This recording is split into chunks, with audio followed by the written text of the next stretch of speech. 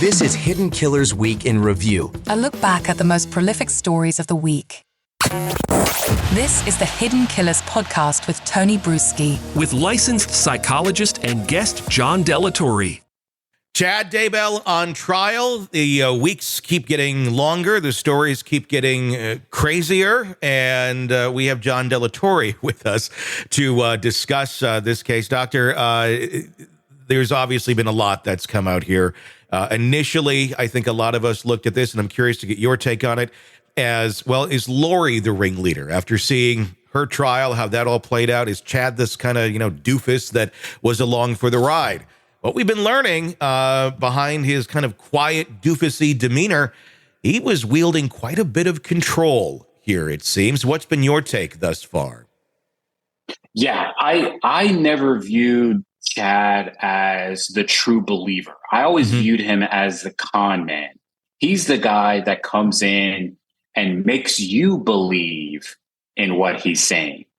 I always viewed Lori as the true believer. I mean, she's the one that fell deep there, where the delusions took over and it truly became her reality. But Chad, I always thought, exerted much more control over what was going on and enjoyed having that control. Is that what you think we're dealing with here? Is someone who maybe doesn't necessarily believe his own stuff, but realized, just kind of, throwing his rod out there through life and, oh my gosh, this is getting the attention. Everything else in life has been kind of a doofus and a loser at, digging graves, and I'm just kind of living this weird little kind of life over here. But now I'm getting attention from these women, and people think I have some sort of power. I better play that role. Yeah, I mean, that's almost exactly how cults start. So it's one of those things where you never really know how a scam is going to land with someone until you actually run it on them. Mm-hmm. And the more often you run it, the more likely you are to be successful, because you come across as more confident and believable in whatever it is that you're trying to sell. And so I think this is one of those things that he found himself in an environment in which he could use a religious extremist kind of belief system and find individuals to kind of gravitate towards him. And there's Lori gravitating towards him. And I'm sure he's getting all of his needs met by Lori, and Lori is just falling more and more victim. Now, that's not to say that she's not guilty. Clearly, she's guilty of stuff, and Chad is guilty of stuff. But I think Chad is the more nefarious of the two, because Lori, I think, truly became a believer in the nonsense, and Chad was just dispelling the nonsense. Yeah, I mean, dispensing the nonsense. Sure. I mean, it's very dark to see the lengths that he went to. A lot of cults, when they start up, they don't necessarily start killing people right away. Is that where Chad went wrong? Is that where his little cultish plan was completely off the rails, and why it imploded as quickly as it did?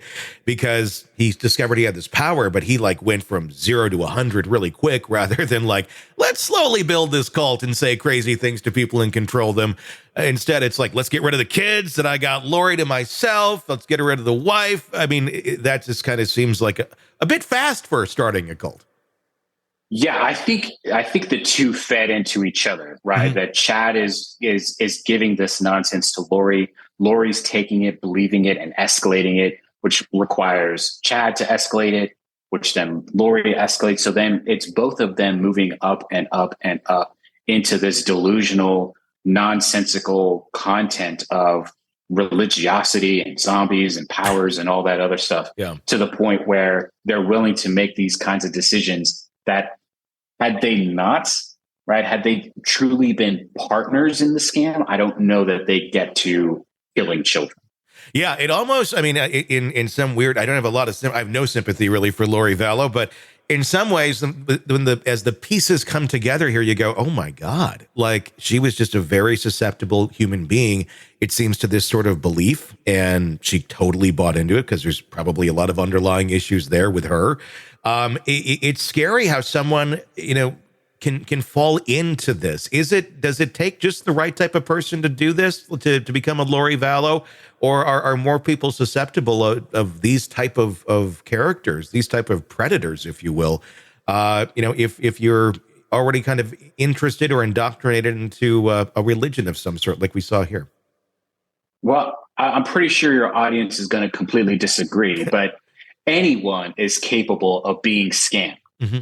Anyone and everyone is capable of being scammed.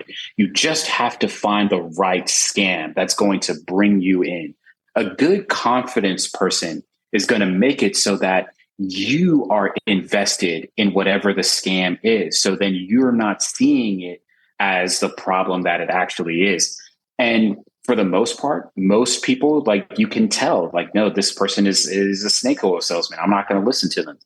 But if you get the right person at the right time saying the right thing to you, anyone and everyone is capable of falling victim. And some people, like Lori, with this kind of content, just fell deeper and deeper into this downward spiral, to the point that there was much more darkness there. Yeah. And willingness to engage in problematic behavior, to include killing her own children. Yeah. Than I think anybody really anticipated. And on the surface, she looks like a normal person. And then you start learning about her beliefs, and it gets pretty nutty. And to the extent at which someone will go is, I think, one of the most disturbing parts. But grooming has a lot to do with that. Want to listen ad-free? Want advanced access to all of our interviews before anyone else? Become a True Crime Today Premium Plus subscriber on Apple Podcasts. You get every episode commercial free, so you can binge on true crime until you can binge no more. Search True Crime Today Premium Plus on Apple Podcasts now, or go to our podcast page and sign up now. More of the Hidden Killers podcast next.